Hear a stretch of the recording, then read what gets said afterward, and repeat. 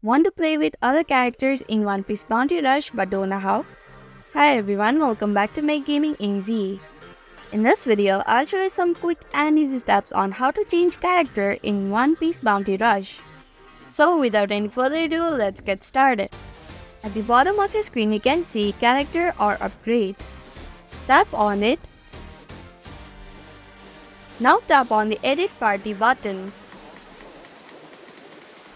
Now hold the character from the right side and drop on the left side. You can also choose the side characters by holding the character and drop below support character. And that's how you can change character in One Piece Bounty Rush. Thank you for watching Make Gaming Easy. Hope this video was helpful. If it was, then hit the like button and comment down if you have any questions or feedback. Also, if you are new to our channel, subscribe and hit the bell icon so that you don't miss upcoming videos.